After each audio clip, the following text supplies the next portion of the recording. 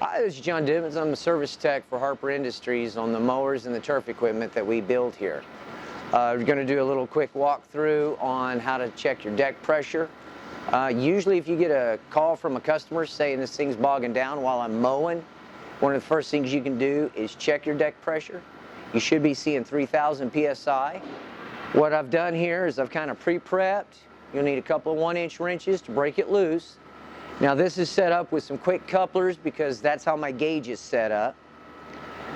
You got your feed line, and what you want to do is check your return line. The way this circuit works is we feed into the left deck, it crosses over, feeds the right, and then it returns to tank. So make sure you check your lines and then set your gauge up. And I'm going to go grab my gauge, we'll get her set up. Now, like I said, we're looking for 3,000 psi. My gauge is 5,000 psi, so we definitely don't want to over-torque.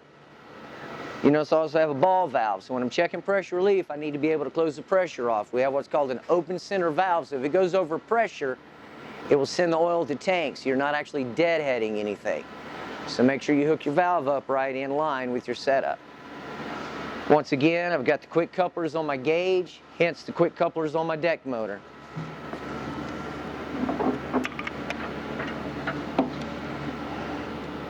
This is my feed line and my return.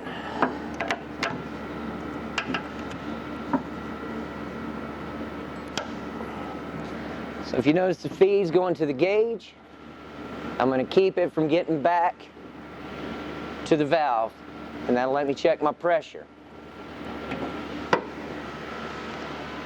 At this point, the deck motor over there will spin. This one, of course, is disconnected. Do not have anybody on the opposite side losing toes. Make sure you stay on the side that's kind of dead.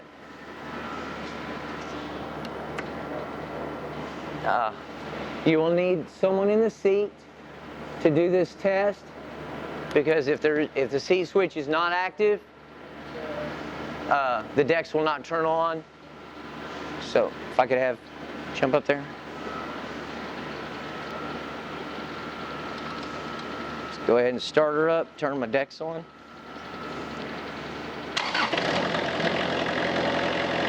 Parking brake off. Turn the deck on.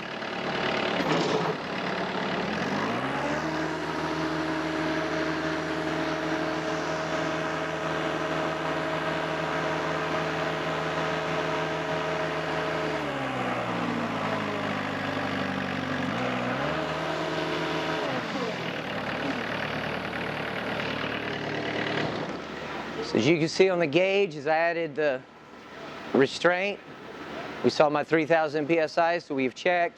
We know we're getting the pressure to the deck on this particular machine. And that is how you test for the hydraulic pressure for the deck motors.